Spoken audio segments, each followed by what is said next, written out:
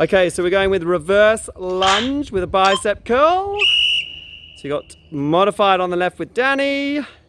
You've got the full version with David. Now, at the moment, there's not much difference, is there? That's because there isn't. Okay, but the way to modify it is Danny is doing one weight. She's holding the end of the bell. It's much easier to hold the end of the bell.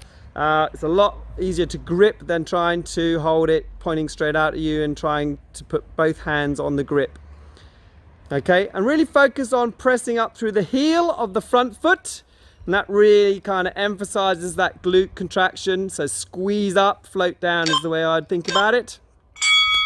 Okay, so from there we are going to the next exercise, which is going to be chest press off the mat with the dumbbells. Again, this is really a modified version of the push-up. So what you have here is you're in a bridge position for the full version, getting your glutes really working.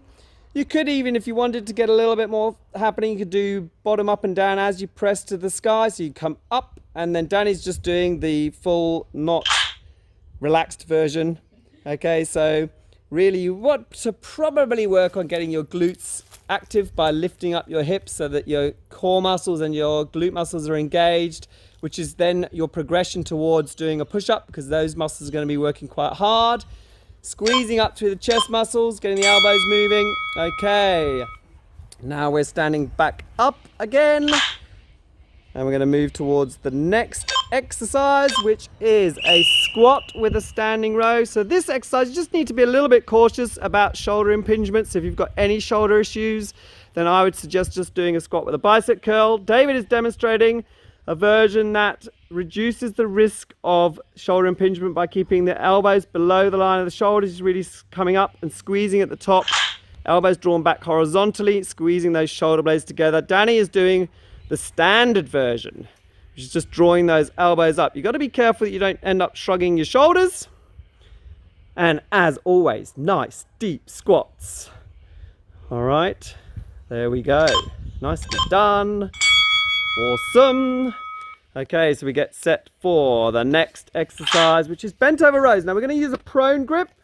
So it's almost like a wide row, which just uses the muscles slightly different to a neutral grip where your palms are facing each other towards the midline of your body. This time your palms are facing towards your hips, and your elbows tend to float out a little bit more, and you get a little bit more squeeze in the shoulder blades. So the important thing here is to concentrate on the elbow movement and really anchoring your shoulders and your core muscles so that you support your back. Think about sticking your bottom out the back. Okay. And keeping a neutral spine. So your head should be looking down at the patch of grass, probably around about 50 centimeters in front of your toes, so that your back is in neutral the whole time. Okay, standing up, and then we have, or lying down, standing up so you can go and lie down. We have a seated recline and press as the full version over in the back there with David. So again, he's just modifying his grip so that it's nice and safe. Danny is doing various versions of modify. She's got her feet down on the ground, and then she can do feet up, no extra weight from a dumbbell. She's thinking, can I hold it for this long? She could even do a press without a weight.